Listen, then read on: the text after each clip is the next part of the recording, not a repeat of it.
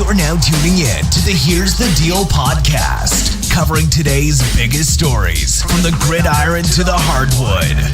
Hosted by Michael D. White Jr. and David Coleman.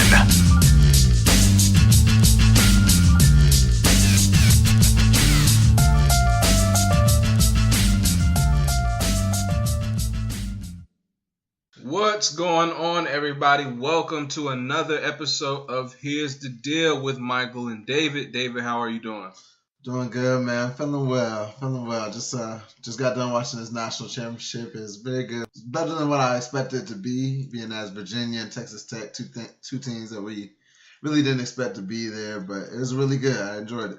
Yeah, Virginia's about a year late. I expected them to be good again after, they got knocked out by a 16 seed last year. But tonight, first off, congratulations to the Virginia Cavaliers. They beat Texas Tech 85-77 to claim the championship. My initial thoughts about the game was it started out exactly how I thought it would start. Slow, the teams weren't scoring fast. I think Texas Tech started like 0 for 6 to start the game and whatnot. But as the game went on and picked up, now I had actually picked Texas Tech to win the game because I thought they had the best player on the court, Jarrett Culver, and I thought Matt Mooney and their offense would be able to counterbalance the Virginia's offense. But Culver had another night where he just was struggling right out the gate. He started to pick it up in the second half, going towards overtime. But yeah, I'm not surprised that UVA was able to pull it out. They're 35-3 for some reason. They're the number one seed. They play great defense. Kyle Guy had a great night. Ty Jerome had a great night. So congrats to those guys. What are your thoughts about it? I wasn't really surprised about the win. Virginia, they've been a team that's been together for a while now, so I thought that was one of their big advantages coming into this game. Texas Tech played great. They're a team that I didn't expect to make it this far, obviously. They were playing a great game, took it to overtime, but like you said, the continuity with the team of Virginia, a team that has a great record throughout the regular season, it showed throughout the tournament. So they had a big letdown last year. They came back, bounced back this year, and won their first national championships. Congratulations to them. And I think it's just a sign of things to come as far as their coach.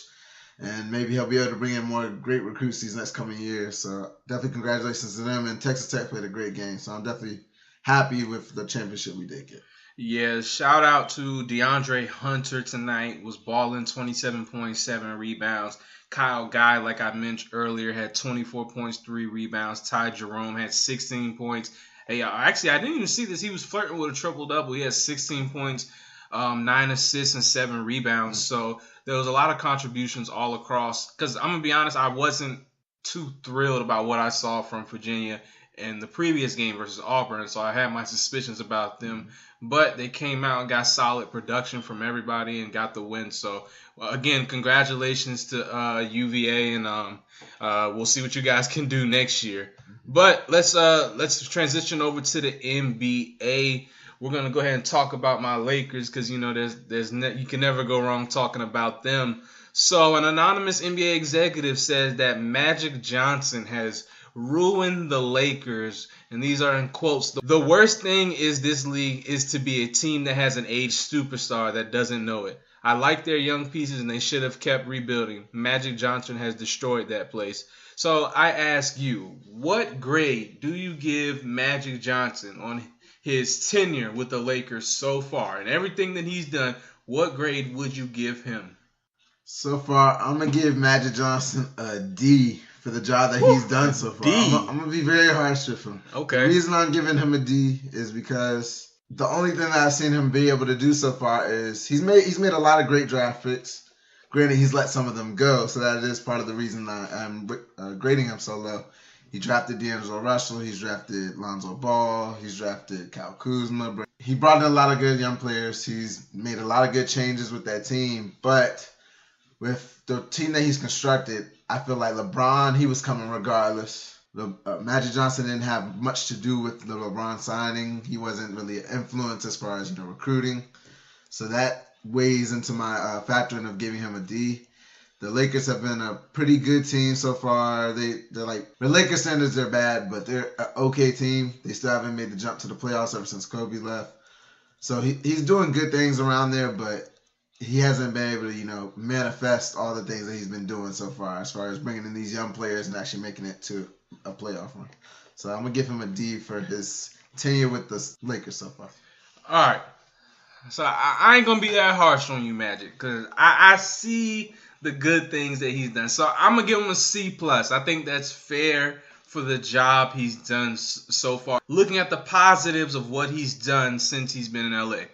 First, he cleared the books of the horrible Luol Deng and the Timothy Mozgov contract. Both those guys got $136 million combined when they were signed by Mitch Kupchak and those guys. So that's definitely a check right there. That was a big move for us, which ultimately paved the way for LeBron to come. I don't know if you guys remember, but the Lakers made a midseason trade last year where they traded guys like Jordan Clarkson and Larry Nance for Isaiah Thomas and Channing Frye and a pick, I believe. This ultimately helped clear the room for them to sign LeBron. So even if LeBron was coming, you got to have space to come. And I think Magic Johnson was the one to actually put that into effect and create that space. So I give him checks for that. That's why I specifically paved the way for LeBron to come, because you can't come if there's no space.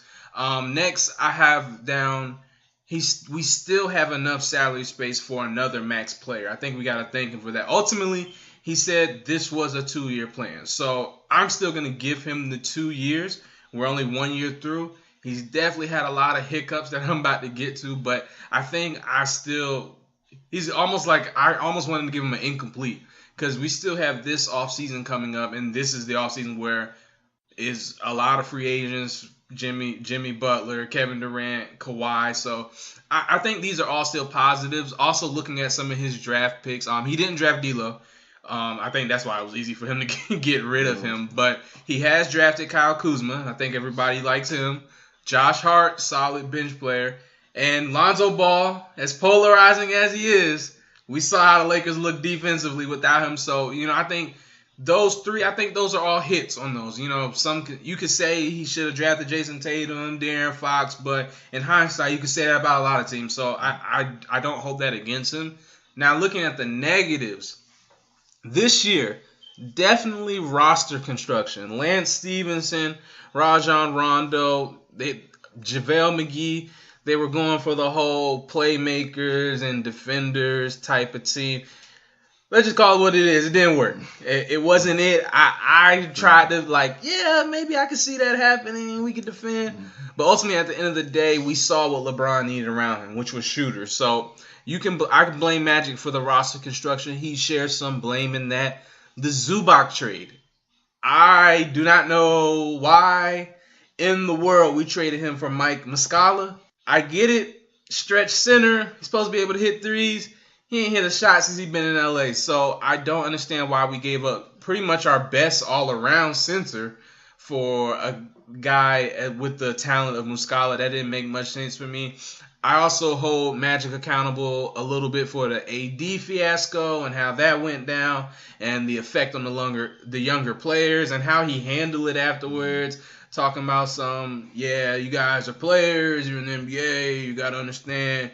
But it's not that clear cut with people. You're dealing with human beings at the end of the day. So I blame him for that, and I blame him for not signing Brook Lopez back. I don't understand why he did that, especially looking at the contract he got with Milwaukee, like a 1 year, $9 million. That would have been perfect for us. Still could have maintained cap flexibility. So I blame him for that. And even though I understand Julius Randle wanted more money, I feel like he could have handled that better. I feel like you could have brought him back in. Hey, maybe give you a 1 year in a team option. Don't make it too high so you can still maintain some flexibility and keep him. We could have really used a guy like that this year. So there's a lot of positives, but there's a lot of negatives too. So that's why I'm going to give him a C+. Let's see what he does this offseason with the same amount of cap room we had last season, which we ended up getting LeBron. And let's see what he does with that going forward. Yeah, I definitely agree. He has a chance to, up his grade and see what he can do. If they can compete, if they can get in those top 4 seeds in the West this next coming year, it'll all be a success in the eyes of Jeannie Buss. Right. As far as hiring Magic and Pelinka. So transitioning into our next topic, We had Paul Pierce throughout the weekend. He decided to go on his The Truth Serum segment on his night show. He was asked whose career was better, his or Dwayne Wade's. He said clearly his, because he did not play with a prime Shaq. He would have had so many more rings if he would have played with a prime Shaq, LeBron James, Chris Bosh in his career. So I ask you, who do you believe had the better career between Paul Pierce and Dwayne Wade? All right, let's just say the truth. Let's just be real. Let's not beat around the bush. Paul Pierce's career doesn't compare to Dwayne Wade's. Now, does he have a point? If he would have had a prime Shaq, would he maybe have more championships? Yes. If he had prime LeBron, would he have maybe more championships? Yes. If I was a couple inches taller with a better jump shot, I might be able to be in the NBA. But, these things don't happen like that. I understand.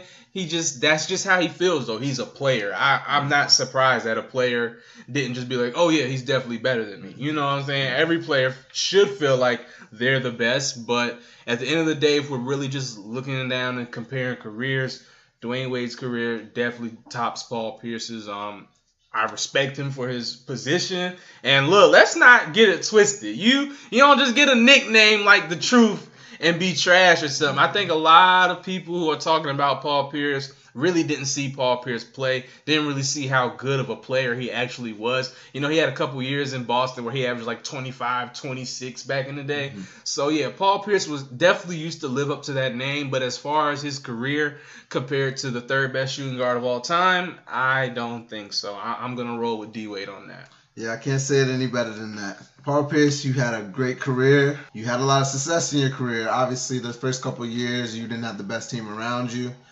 You didn't really have much playoff success until you got the big three around you. So I understand your feeling as far as if I had better players around me, I could have had more playoff success, similar to what D-Wade had. But D-Wade clearly has a better career at the end of the day. Took his team to the finals his third year in the league. He did not play with a prime Shaq. He played with a very good Shaq. When they went to that finals, he had played with one of your former teammates, Antoine Walker. And Antoine Walker was the second leading scorer during that finals. So Shaq wasn't even the second leading scorer at that time. Dang, pulled the stats and on he you. used one of your former players to win that championship.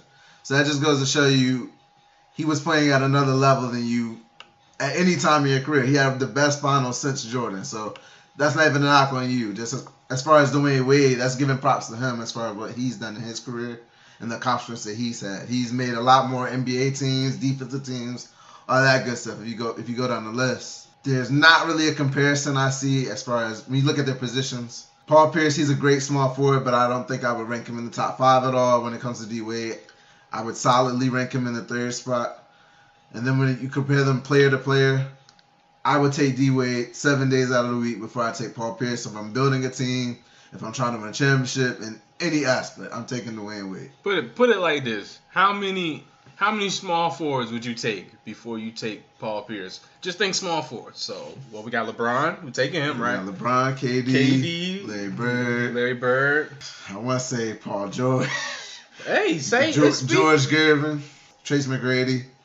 Taking T-Mac. We taking Giannis over Paul Pierce? I would. It may be too early to say, but I would. Yes, I would definitely take Giannis over Paul Pierce. You taking Giannis? I'm taking Kawhi over Paul Pierce. Yeah. That's not even a question. Yeah, the list goes on and on. Trying to think of other great small forwards. Scottie Pippen? Julius Erving, Scottie Pippen. Yeah, I'm taking those two. Got to. Dominique Wilkins, didn't really get to see him play. I'll give Paul Pierce. Give me Pierce, all because I didn't see him play. I don't want to speak on somebody I don't know. Elgin Baylor, the Laker great. I don't think so. Melo, is he better than Melo? Is Paul Pierce better than Carmelo? Are you picking Paul Pierce or Carmelo Anthony? I'll take Paul Pierce. I'll take Paul Pierce because I've always been a fan of Melo, but at the same time, I've always looked at his game and said he does need to adjust his game in a certain way to be able to win. So I'll give that to Paul Pierce just on their playing style alone. Yeah, give me KD. Give me all them. Give me KD.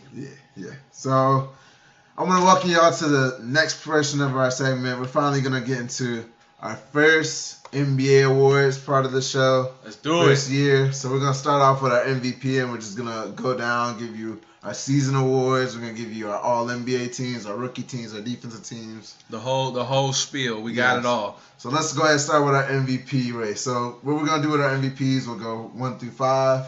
We'll give our reason for our MVP choice, and then we'll just go from there. Let's do it. So who do you have as your MVP of this NBA season? So, after much deliberation and thinking and going through the stats and really sitting back, I have to award the NBA MVP to Giannis Antetokounmpo. And I'm going to tell you why, though. Well, let me give you my list. So, my list is, I have Giannis at number 1, Antetokounmpo at number 1. I have James Harden number 2, Joel Embiid number 3.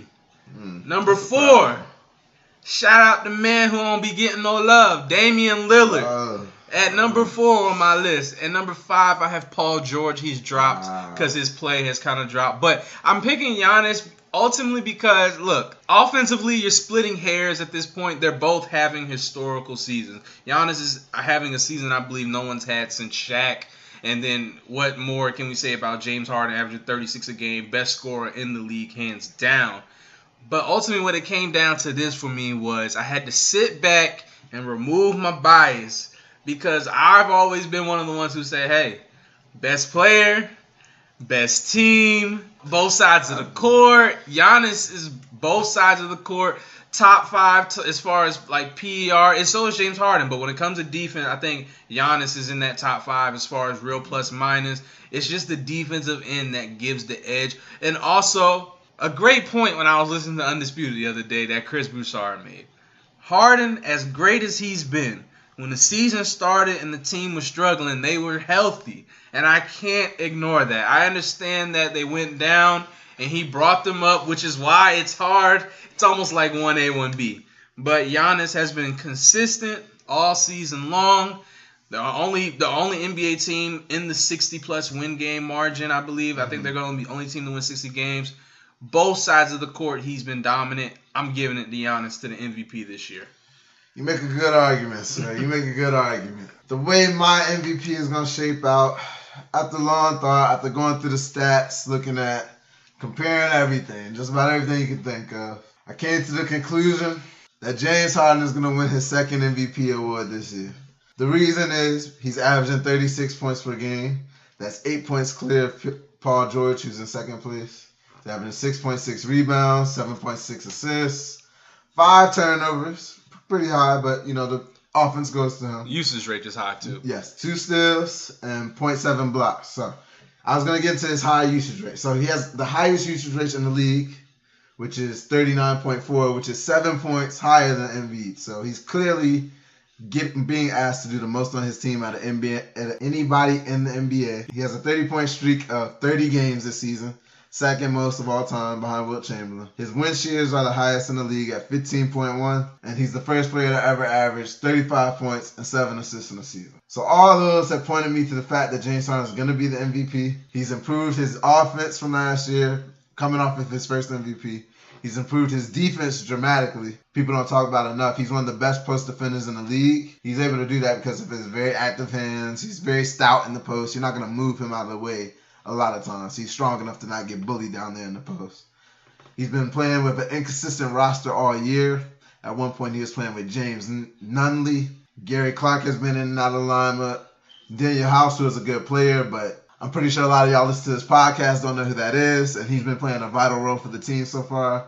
The whole melodrama at the beginning of the year, he didn't fit with the team, but throughout the season, James Harden's been able to carry the team regardless of who's been out on the court with him.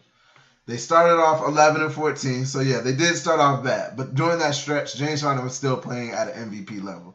He wasn't playing as great as he's played after that, but up to that point, he was still playing very good. It's just the team wasn't winning games the way we expected them to. But since then, they were the 14th seed at that time. They moved all the way up to the 3rd seed at this point. They've only lost 14 games since that point. Clint Capella has missed 15 games. Chris Paul has missed 17 games. Eric Gordon has missed 8 games. And James Harden's been able to carry the team ever since they've been going down, ever since They got rid of Melo. They figured out that's not going to work this year.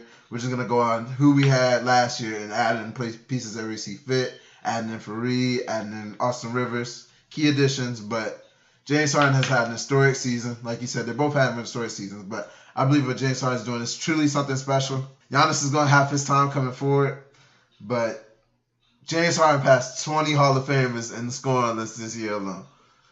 That's special. That is special. That's special. Looking at these player surveys the last couple of days, reading what they've been saying about the players, they've been voting James Harden MVP. And if there's anybody I'm going to listen to, it's definitely going to be the players. And the best way to put it is James Harden is unstoppable at this point, and at the end of the game, you don't want him to have the ball in his hands. When it comes to the Bucks, you don't always see Giannis with the ball in his hands. A lot of times, if it's a close game, you'll see Eric Bledsoe kind of doing a majority of the ball handling and dictating how the game's going to go if it's a close game for the Bucks. So that's my difference in them being for the MVP race. So first I have James Harden. Second I have Giannis Antetokounmpo. Stephen Curry would be my third. Paul George is my fourth. And Nikola Jokic is my fifth. That would be the way I wrap up my MVP. So going into our Defensive Player of the Year, we're going to give our three picks, and then we'll explain why we picked Defensive Player of the Year, and we'll go from there. So who was your pick for Defensive Player of the Year? So my candidates for Defensive Player of the Year, of course I have the Stifle Tower from the Utah Jazz, Gobert. He is sitting in that number one slot for me as far as Defensive Player of the Year. My other two candidates are Giannis Antetokounmpo again and Paul George, rounding out my top three. I'm giving it to Gobert, man. He leads the league in defensive real plus minus with him on the court. The Jazz are a different team when he's on the court and when he's off. We saw that last year when he was hurt. The Jazz were just a regular team. He comes back. They were the hottest team for the rest of the league just because you have him in the middle. He changes everything around the rim. He can get out, and he's not a great perimeter defender. Trust me, I'm not saying that. I'm just saying with his length, he can at least challenge folks out there. So I'm going to go Rudy Gobert for Defensive Player of the Year. I'm going to go with Paul George. That was my pick for Defensive Player of the Year. The reason I picked Paul George is because I'm going to give credit for him guarding the perimeter. It's a perimeter league at this point. There's not a lot of dominant centers who are scorers, so that's why I tilted toward the perimeter players in this. So I gave it to Paul George a lot of the time because he's always going out there guarding the best player night in and night out, being that Roberson's out. The second player I had for my voting was Giannis. He was my second. And third, I had Rudy Gobert. So I definitely respect Rudy Gobert, but I tilted more towards the perimeter players in my voting. And shout out to Miles Turner because he's having a great year defensively as well. Let's transition to Rookie of the Year now in the NBA. Now, I'm going to start with you this time. Tell us who your Rookie of the Year candidates are, and then tell us who you think should be the Rookie of the Year, because I know this is a close one.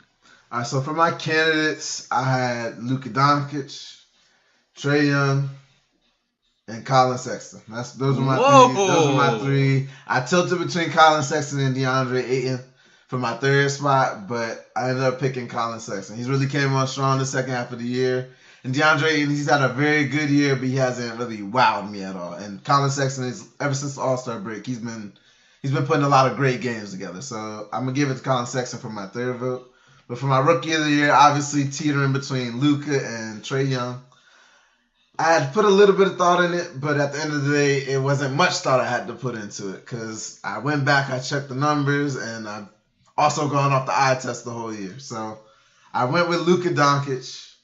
He has 21 points per game, 7.7 rebounds, 6 assists, 3.5 turnovers. Trae Young has 19 points, 3.7 rebounds, 8 assists, 4 turnovers. So he made it interesting. Trae Young's really come down this last second half of the season, had a great second half. But when I look at the season as a whole, Luka's still better statistically, and his team had more success throughout the season as well. So with everything that I've seen and looking at the stats as well to confirm what my eyes are telling me, I'm going to go with Luka. All right, so my candidates for Rookie of the Year, Luka Doncic, like you said, Trae Young, and DeAndre Ayton. I could not have him as one of my candidates. I I agree with you. Did he wow me at any point? Some games against my Lakers, because, you know, we like to take nights off. They had him looking like baby Shaq out there. But nobody on the Suns really ever wows me, so I'm going to give him credit where credit's due. I think DeAndre Ayton had a solid rookie year, but he's the third guy out in this. Yeah. It's really between two guys. And my rookie of the year, I'm going with Luka Doncic. Look, you've said his stats. You've said everything he's done. The dude's been a sensation since he's entered the league. He's been great. He can shoot. He can drive to the rack. He has moves. He's not the most overly athletic guy, but he's smart. He's savvy. Those 3 years in an overseas league have really helped him. So he already looks like a player who could be vying for MVP one day. So, yeah, I'm going to, as much as I like Trae Young and I love the strong output he put in the second half of the season, Luka's been doing it since October, since we started in the regular season. So I'm going to go with Luka Doncic for my rookie of the year. Okay, so going into most improved player, the person I had winning my most improved player was Pascal Siakam for the Toronto Raptors. He made a huge jump this year. He went from 7.3 points per game to 17, from 4.5 rebounds to 7, from 2 assists to 3 assists, and his shooting splits are pretty great. He's shooting 55% from the field, 37% from 3, and 79% from the free throw line. So with all that being said, he's had the biggest jump in points and just every aspect of his game. Shooting, everything that you could think of. He's made a huge increase from last year. Last year he was a nice player, but this year he's a borderline all-star. So it wasn't too hard for me picking him as my most improved player. My second pick was D'Angelo Russell. He's had a very good year. Unfortunately, he was already a good player before that year. So that's why Pascal Siakam does get the nod from me, but definitely shout out to D'Angelo Russell. Finally getting the Brooklyn Nets into the playoffs. He's doing great things over there, but unfortunately he did finish second and most improved player for me. And third, I rounded out with Buddy Hield. All right, for my candidates, I have the same thing. I have Pascal Siakam, D'Angelo Russell, but my third player is a little different. I have De'Aaron Fox in my most improved players. He's been balling this year. Man, every time I see De'Aaron Fox play, I be looking at Lonzo like, hey, man, you need to get it together, son. You need to get it together because Fox is looking right out there in Sacramento. Mm-hmm. But I'm going to award this award to D'Angelo Russell. Now, I know. Siakam has improved in more categories, but I like what I've seen. I like the step I've seen from D'Angelo Russell coming into this year. Becoming, new guy in Brooklyn, leader in Brooklyn. Now we're in the playoffs. Why? Because of him. He's hit countless game winners. We've seen him score 27 in the fourth quarter. I know the stats may not scream it as Pascal Siakam does, but I like everything I've seen from D'Angelo Russell on and off the court as a leader and as a player. So in my most improved player, I'm giving it to D-Lo. That's what I'm doing. Okay. I like how you talked about De'Aaron Fox. De'Aaron Fox, so definitely, because I was definitely looking at him, but the only thing that kept me from putting him up there was he is a second-year player. And with second-year players, I expect him to make a jump, so that's kind of what teetered me with that one. But going into our Coach of the Year, my Coach of the Year, personally, I think it's going to be Mike Budenholzer. He's been able to put the Bucks on a different level as far as the team. They're functioning like a well-oiled machine. They know exactly what they want to do on offense. They have one of the best defense in the league. And I credit a lot of that to their coach. Their coach is one of the best in the league. He's a product of Greg Popovich. He comes from that tree. He knows exactly what he's doing out there. We've seen him have success with the Atlanta Hawks, leading into, I believe, a 60-win season at one point. So he's proven that he can be a great coach, and this is just another year that shows you it's going to continue. And so that's what I have as my Coach of the Year. Mike Malone is who I had second of the Nuggets, and then third I rounded out with Doc Rivers. That is a smart and good list. For my Coach of the Year candidates, I have Mike Budenholzer as well. I have Mike Malone as well. And a little difference here, I have Nate McMillan rounding out my top three candidates. But I'm in agreement with you. I think the Coach of the Year is easily Mike Budenholzer. I mean, it's a lot of candidates this year. Doc Rivers, someone who didn't make it in there, has the Clippers in the playoffs. You could look at Quinn Snyder with the Jazz again, but I'm going to go with Mike Budenholzer like you said. This team was 7th in the East last year. Now their first 60-plus win team, top 5 in offense and defense. Mike Budenholzer, since taking the reins from Jason Kidd, has done an excellent job with this team, and I'm eager to see what they do in the playoffs. I hope they don't end up like his Hawks team from a couple years ago, because that was tragic. So, Mike Budenholzer is my coach of the year. Let's see what they could do in the playoffs. All right, who you got for your 6-man of the year? Who's your 6-man list? All right, so my 6-man list looks like so. I have Spencer Dinwiddie in my final 3 candidates. Montrezl Harrell is in my final 3 candidates. And I guess everybody's already going to guess who's my 6-man winner is. Yeah. Hey, Lou Williams, easy. Do I need to say much? Dude just set the record, I believe, most points off the bench ever this year. About to win another 6-man award. What can't he do? He scores when you need him to score. He can create for others. Not much of a defender, but this dude is he's a baller. That's what he is. You put him on the court, you're getting buckets, period, point blank. So, Lou Williams is my 6-man of the year again. Yeah, I think it's probably going to be a consensus. He should win unanimous. My 6-man of the year is also Lou Williams. He's a legend. He's been doing this for a long time now. The last few years, I believe he's won it. So he's just continuing to do amazing things on the court. Has the Clippers going to the playoffs this year. He's a big reason. Although he's coming off the bench, he's probably their most vital player, him or Gallinari. Probably their most vital player at this point in time. So he's definitely the 6-man of the year for me. My second vote is going to go to Domantas Sabonis. Coming off the bench for the Pacers. I definitely give him a lot of credit for what he's doing. When I checked him, his stats really jumped off to me, at least with his shooting percentages. He's shooting great from the field. Montrezl Harrell is who I have for my third vote. And I also just want to send a shout out to Derrick Rose bouncing back from the season. Definitely shout out D Rose. All the injuries he's had. So that's the way I wrap up my NBA awards. 6-man is Lou Williams. Now, getting into our all-NBA teams, what we're going to do is we're going to start with our first team, and we're going to go down straight to our third team. And the way NBA teams work, you start with 2 guards, you get 3 forwards or a center, and that's the way you do voting for all NBA teams, for those that don't know. So, I'm going to ask you first. Who did you have for your first team? Go ahead and start with your guards, and go make your way to your forwards. All right, so first team, all-NBA for me. I have James Harden, Steph Curry, Giannis Antetokounmpo, Kevin Durant, and Joel Embiid at my center for my first team All-NBA. Don't argue with me. It's my list. You ain't getting no argument from me. I had same list. I had Steph, James Harden, Greek Freak, Kevin Durant, Joel Embiid. The only things I had struggled with were between putting Kevin Durant and Paul George. That's what I was having a little bit of struggles. I understand. And also Joel Embiid and Jokic. So I'm going to get into my second team now.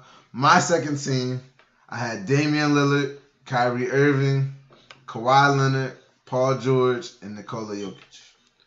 It's a nice list. I'm a little bit different on my second team, but I got some of the same people. So I have Damian Lillard, Russell Westbrook. Yes, I have Russell Westbrook on my second team. Everybody think I be hating him. I don't be hating him, the son. He's just a little wild sometimes.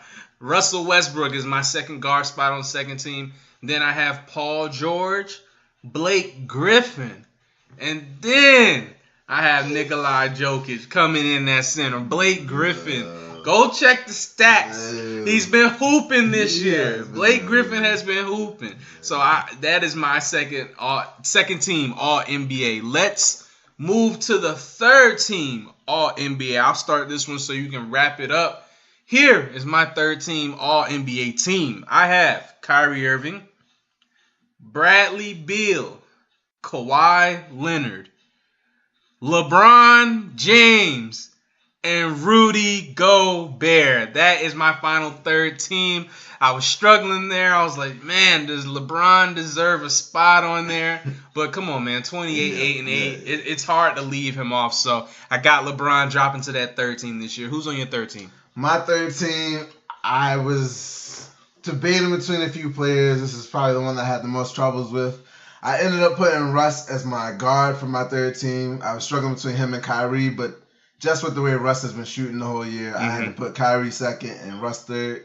So I started off with Russ. I ended up putting Bradley Beal in my other guard spot. I didn't want to put LeBron up here, but he did end up making it exactly why you just said. It's hard to keep the man off the list. He's still doing amazing things out there on the court. 28, 8, and 8. And then I wrapped up with LaMarcus Aldridge. I was looking between LaMarcus and Blake, and I had to give the nod to LaMarcus. You chose LaMarcus? I chose LaMarcus. I had to put a little bit of thought into it, but I did end up choosing LaMarcus. Respect. And then for my last position, I was teetering between Karl Anthony Towns and Rudy Gobert. That's tough. And I ended up picking Karl Anthony Towns. So the way my third team I wrapped up was Russell Westbrook, Bradley Beal, LeBron James, LaMarcus Aldridge, and Karl Anthony Towns. So that's our all-NBA team. So now let's go ahead and get into our all-rookie teams. Let's do it. I will start with our first team, all-rookie team. So here is my team, my squad. Trae Young and Luka Doncic, first off, were the automatics. Let's not even want it. They're automatic on my first team. Filling out the rest of my first team, I have Shai Gilgeous-Alexander at the other guard spot. I have Jaren Jackson Jr. I don't know. I know y'all ain't watching the Memphis games, but he was one of the best rookies playing this year when he was healthy. So I have Jaren Jackson making it there. And then my center, I already gave him a shout out earlier, DeAndre Ayton, man. He deserves that spot. So that's my all-rookie first team. So I'm going to give y'all the right all-rookie team. So Colin Sexton instead of Shai. That was my point guard. Trae Young as well. Luka, like you said, those are your automatics, Trae and Luka. I have Marvin Bagley. I couldn't give it to Jaren Jackson Jr. just because of his health throughout the year. He's missed a few too many games, and Marvin Bagley's been playing really well. And then I wrapped it up at my center with DeAndre Ayton. And then for my second team, I had Shai. That was my point guard.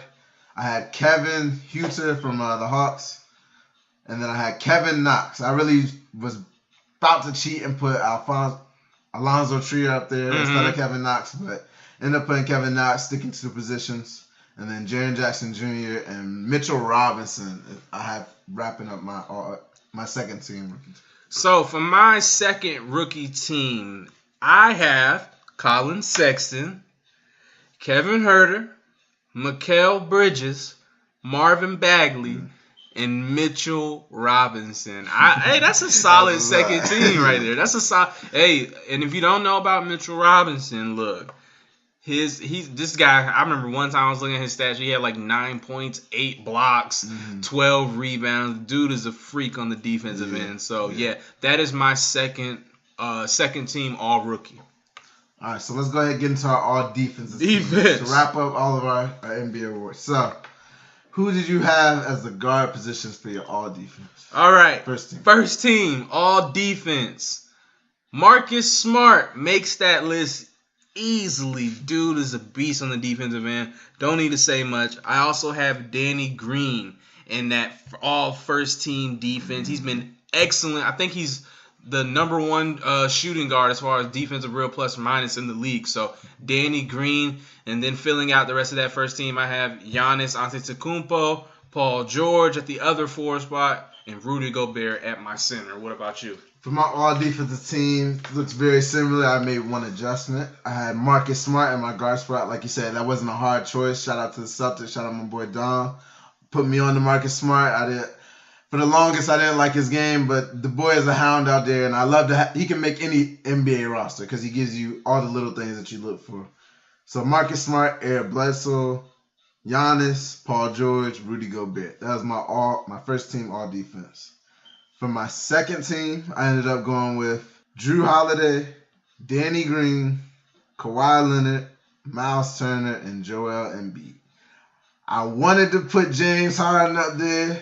I know I'm going to get backlash for it. Hold on. But hold on. I wanted to put James Harden on my second team. I didn't want to hear all the hate, though. So I ended up going with Danny Green and Drew Holiday to make my backcourt. But y'all going to quit sleeping on Harden's defense. You wanted to put him on what team? On the all defensive team. Second team. He ain't making first. We're not going to get into that. Yeah, that's a longer talk for another day. My second team, all defense, I have a little bit different than you. I have Derek White from the Spurs. Hey, look. Sleep on Derek White from the Spurs. Go check his defensive numbers. He's turning into something of like a defensive shutdown. When they get DeJounte Murray back, Combine him with Derek White, they're going to have one of the best defensive backcourts in the league. So I have Derek White, Eric Bledsoe, Pascal Siakam, Miles Turner, and Joel Embiid. I put Miles Turner at that forward because sometimes he switches in there. I could be wrong with that, but that's what I'm going with. Miles Turner, Joel Embiid. Who was your other forward? Pascal Siakam. Okay, I like that. Yeah. He was definitely good on defense this year. Okay. You can't be mad at my James Harden pick if you're going to throw Derek White in there. Derek White plays better defense than James Harden. Man. I'm not a roller. He does. I'll give it to you. So that wraps up our NBA awards for the season. Let us know what y'all think about it. Let us know anywhere that y'all think we could have did better. Love to hear y'all's feedback and what's your personal list? Who do you think won MVP? Who made your all-NBA teams, your defensive teams, all that. So let us know what y'all think, okay? Definitely. Now, getting into the Athletic article that dropped today. It just dropped a few hours ago. So we were talking. It was a survey through the Athletic, and they had surveyed 127 anonymous NBA players. They had went through and asked the players who was their GOAT, who they think is the GOAT of the NBA, who are their most overrated and most underrated players in the league. So those are the two that I really want to touch on. They did a couple other things, so if you're interested, go ahead, check out the article, the Athletic article, and see what else they decided to survey them on. But we're going to touch into the GOAT debate, underrated and overrated. So, starting with the GOAT debate, they asked everybody who's their GOAT, 127 players. 73% has said MJ, 11.9% has said LeBron, 10.6% has said Kobe, 1.7% said Kareem Abdul-Jabbar, and then 1% was split between the three of these players, Magic Johnson, Allen Iverson, and Kevin Durant. Do you think the players got it right? And what do you think about, was there anything interesting you saw in these percentages that they did? Well, I think the players got it right. I think Michael Jordan is consensus best player of all time. I think you're not going to meet a lot of people who would argue that with you. Anything that stands out, I like the respect I see to Kobe Bryant at number 3. You know, you just don't understand how many people on social media be coming at my neck about Kobe, telling me he ain't top this, top that. Look, I don't take no Kobe slander, period. I don't take none of that. And as y'all can see from the players, they don't take it either. All right, so I just like that Kobe is there. I understand that LeBron's slightly above him. But I think this year in LA had kind of might have affected that a little bit. But yeah, I'm definitely all for this list. I have no problem with it. Michael Jordan at first. Kobe and LeBron are like right there with each other. I like the respect Kobe's getting. Thank you guys. Appreciate that. Yeah, I think it's clear MJ's the GOAT. The 73% speaks volumes. Even with the whole new generation coming in, they show love to LeBron. But at the end of the day, it's MJ's league. It's still MJ's league at this point. So 73%, I have no problem with that. The LeBron and Kobe, I found very interesting. I found very, very interesting because I've been one of those people that's always been Kobe over LeBron. I still rock with that to this day. There's nothing wrong with that. Say it and loud. I still rock with that to there this you go. day. I still rock with that. And I think the players are starting to show a lot of people that Kobe's not as far down as a lot of people try and pin him to be. He's had a lot of success in his career, and granted, he's not what Jordan is, but he's just as good as Jordan, and he may be even a more skilled player when you're just talking about basketball and not looking at accolades and accomplishments on the basketball court. Hey man, they don't want to hear that. But don't say that. Yeah, so that's a deeper conversation right there. The only thing that I didn't like so much that was Kareem only got 1.7. I think he really does have an argument of being a GOAT. I think he should have received a little bit more percentage. Magic, Allen Iverson, and KD with the 1%. KD probably, voted for himself, gave himself, a vote there. And I don't know how Allen Iverson changed the league, so I'll give him that. But you know how. I don't know how that 1% got to be KD voting for himself. That's what I'm going with. I don't know where all the other stuff coming from, but all right. So getting into the most overrated, what they have voted for, most overrated, 17% of the vote was split between Russell Westbrook and Draymond Green. They were first on the list, tied for first. Tied for the third place was Jimmy Butler, Andrew Wiggins, and Karl Anthony Towns with 6.3% of the vote. And then to wrap up the rest of it, tied for sixth is James Harden, Ben Simmons, LeBron James, and Kyle Lowry with 4.2% of the vote. And somehow, just a side note, Semi Ojeleye from the Celtics received 2.1% of the vote. And I don't understand how he's overrated. I have to know the player that was like, you know what? Semi get too much credit out here. Semi Ojeleye, how did he make the most overrated list? That threw me all off because everybody else is, like, they get a lot of hype in the media. I need answers. I need to know who voted for that one. I need to know. But what do you think about Russell Westbrook and Draymond being voted the most overrated, and also players like James Harden and LeBron showing up on this list as well? Well, players like James Harden and LeBron showing up is idiotic. Yeah. There's nothing overrated about them. We see their effects on the game, so I'm not trying to hear that. Some people might have picked LeBron just because he's starting to age now, but yeah, I'm not taking any kind of stock into the James Harden, LeBron type. But as far as Westbrook and Draymond Green, I can kind of understand the votes going his way. He's having a down year to his standards this year. He's not shooting really well. His defense is still good. It's not where it has been. Mm-hmm. So I can understand people just kind of, he's not a likable person, it seems, like in the fan realm. And even though this was done by players, I'm sure he's gotten on the wrong side of plenty of players before. So that's why I don't mind seeing him up there. Now, Westbrook. That's an interesting thing. I'm very critical of Westbrook. But I don't think he is overrated. I think some of the things that he does can get overrated to an extent. But him as a player, no. If you're doing things that hasn't been done since Wilt Chamberlain has done it, you're not overrated. Now, I agree. Sometimes he gets out of hand and he doesn't know how to reel it in and he shoots too much. But overrated, I think, is a bit of a strong statement right now. So, Draymond Green there, okay. I understand Westbrook to a degree, but I don't think he's overrated. What do you think? With Draymond and Green and Russell Westbrook, I think the reason they're leading this is because they get into it the most with players on the court. So I think that's kind of that's why they're so out there with 17% apiece, making up the most of this overrated list. So I think that has to do a large part with why the players voted them too.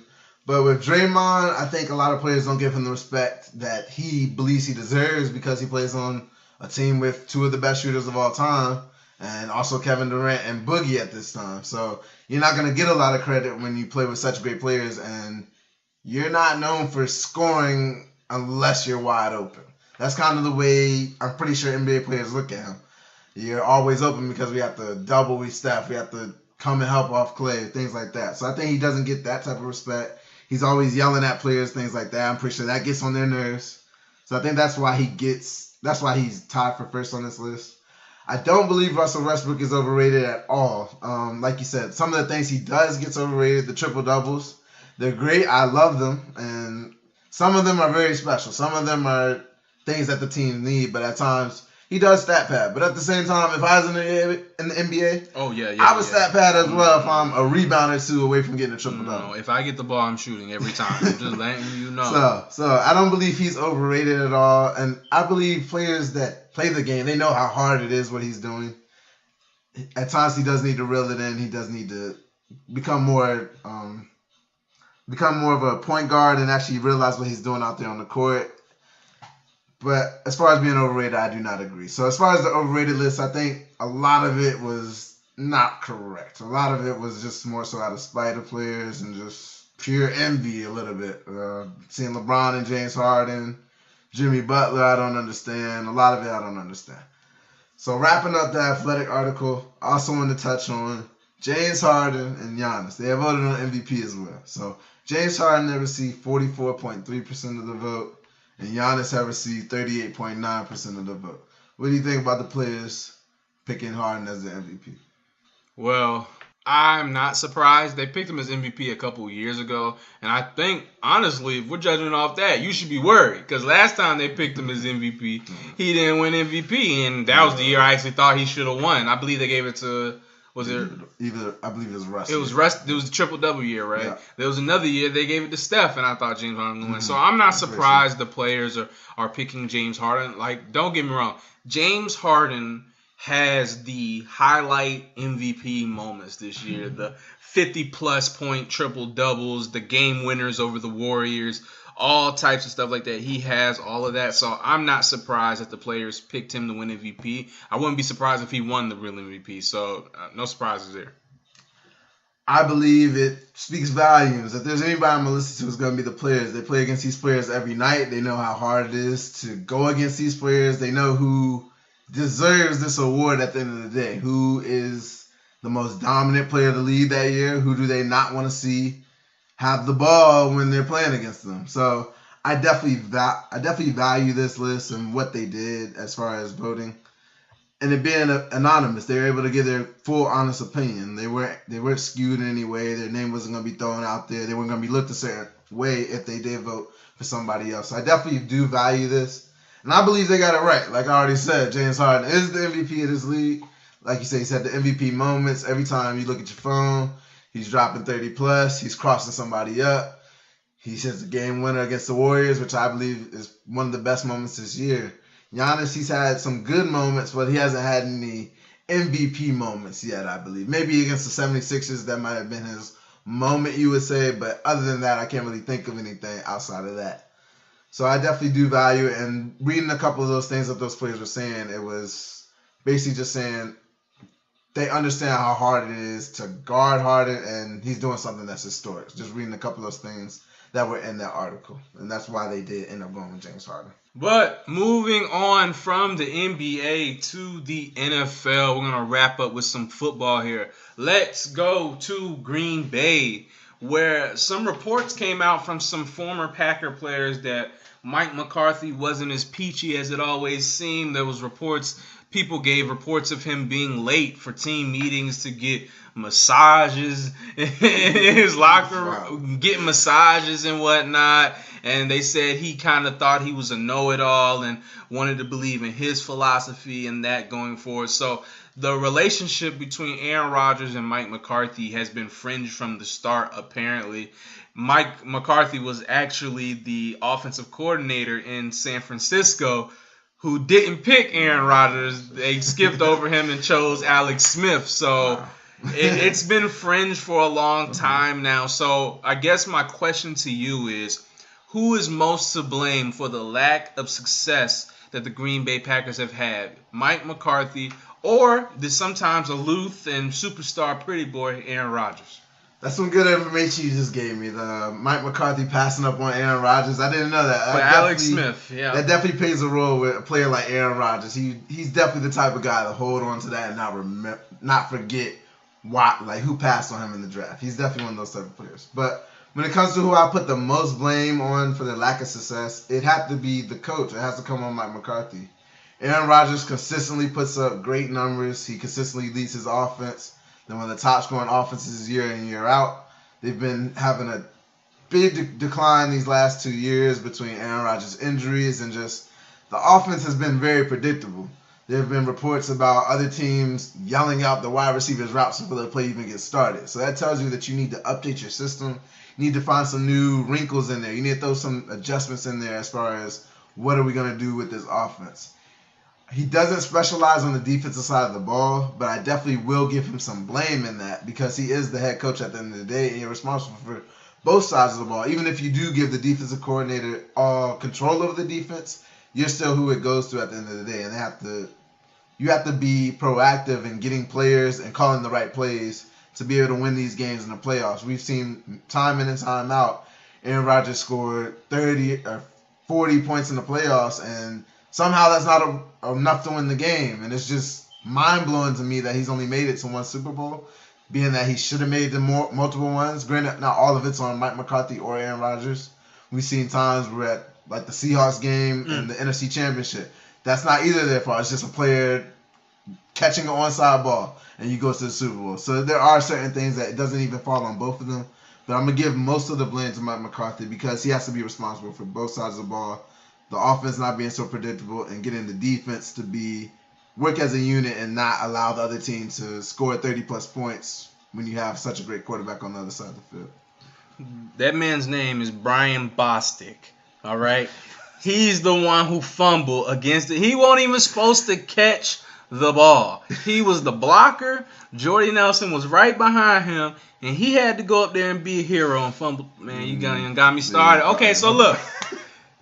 To me, I place more blame on McCarthy, but not just McCarthy, also Ted Thompson, who was running the front office at the time, because, like you said, offense has never been a problem for the Green Bay Packers. It's never been a problem since Aaron Rodgers has been there.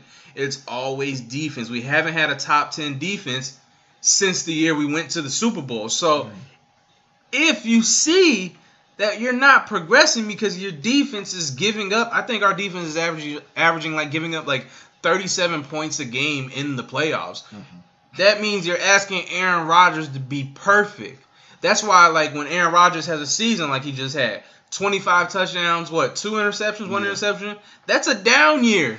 People consider that a down year for Aaron Rodgers because we've been spoiled so long with seeing how good he is. So I have to place some blame on Mike McCarthy. When you have a once-in-a-generation quarterback, you got 2 back-to-back. You went from Favre to Rodgers. That doesn't happen. You have to adapt. The NFL is always changing. It used to be a running back league. Then it switched to pass heavy.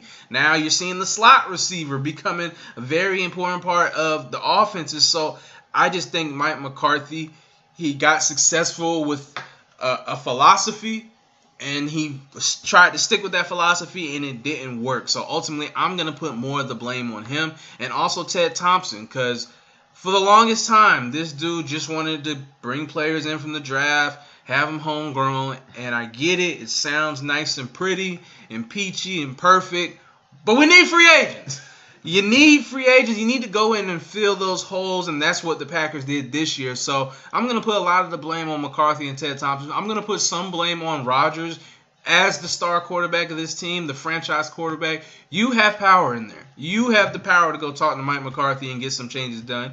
And from what I'm seeing, from what I've been seeing online and on different sources, is that it never really happened. That communication between the two never really sat down to happen and hash out, hey, here's my problem with you. How do we fix it? That never happened. So Rodgers definitely holds some share in that, but come on, man, McCarthy, you calling? I knew what plays we was going to call half the time. If I know while I'm watching at home, sitting on my couch, what do you think these defensive players that spend a whole week preparing for You know what I mean? Just the simple stuff really got on my nerves. So, yeah, I'm going to give a lot of the blame to McCarthy and Ted Thompson and a little bit of it to Rodgers. Yeah, definitely. I hope the Packers figure it out coming into this next year. Oh, we're going to figure it out. With their new coach. So we're going to figure it out. Don't worry about that. So let's go ahead and slide into the talk of the day. We had the AB JUJU beef, the former Steeler wide receiver duo. There ended up being a dispute. So I'm going to give y'all some background on how this all started. It all started on Twitter with there's a fan that ended up tweeting to AB a picture of JUJU that had said, the Steelers MVP of the most recent year of 2018. It was just saying that JUJU was the team MVP, and AB had responded. I'm going to summarize it a little bit. He had said, boy fumbled the ball for the season on the biggest game of the year. Boy. Call that man a boy. And then he said, not enough reality these days. So that's the way it all started. JUJU ended up tweeting out a couple of things saying that he's been nothing but respectful. He's reached out to AB. He's always been a fan of AB. He's looked at AB as the greatest receiver of all time. He's gone down saying he's the GOAT after the game. He's always treated him with respect. And then AB came back one more time. It didn't make sense to me, but he had posted on his IG, I guess, a message from JUJU Smith from a couple of years ago when he was on USC. And it was just basically just saying JUJU reaching out to him, asking how could he help his game, how can he take that next step as a wide receiver. So I don't understand why AB posted that. Because that just makes AB look like the bad guy still. JUJU still being nice. He's still doing all the things he should be doing. But I want to know whose side you are in this, and what are your thoughts as far as, just the whole AB drama. It seems to be something new with him every week. Well, I mean, this is one of the reasons he's not in Pittsburgh. Great player, amazing player, but there's a lot of baggage that comes with it. So you saw a picture of someone saying JUJU was the MVP. You know your stats. You know who you are. You know who getting paid. You don't need to react like that, especially to someone who clearly looked up to you and, you know, looked at you as a leader and maybe a mentor. So I'm definitely on JUJU Smith-Schuster's side in this. Antonio Brown posting the old DM from JUJU reaching out for help. I think that shit's lame. What did you post that for? To say, oh look, he came asking me for help. That's what you're supposed to do. You know, that showed you he was looking up to you. And then you went and posted it on the gram. Like, that's some high school stuff. I'm not really with that. I'm definitely on JUJU's side, man. I don't understand where this feud came from, and I can't wait to see these guys ball this year, but that makes no sense for me. I'm definitely not hearing Antonio Brown. Yeah, I'm not liking what I'm hearing from AB. He's been on and off this whole off season as far as how he's dealt with getting out of the Pittsburgh organization, how he's dealt with the trade ever since. He's been calling out a lot of people. He's been saying things that aren't completely true and not taking any blame for himself.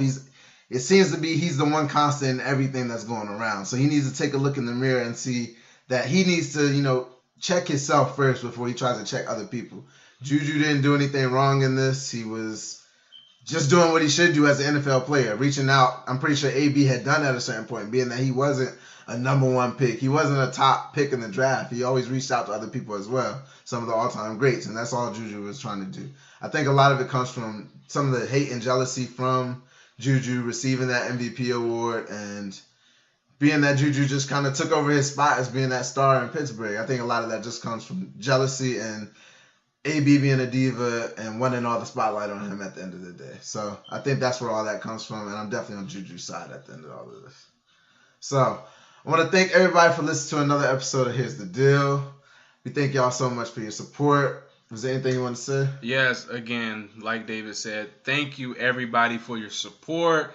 Please, please, please don't forget to subscribe to all our pages. You can find us on Instagram. You can find us on Twitter, Spotify, Anchor. What else we on? iTunes, Shout out all the YouTube. All of Look, we on all of it. We pushing all this content out. We thank you guys for listening. Please don't forget to subscribe and share this wherever you're listening to right now. Share it. Share it with your grandpa. Share it with your mama. Share it with your daddy. Share it with them all. Yeah, share it with your whole family. We really appreciate the support out here. Yeah, thank you for listening.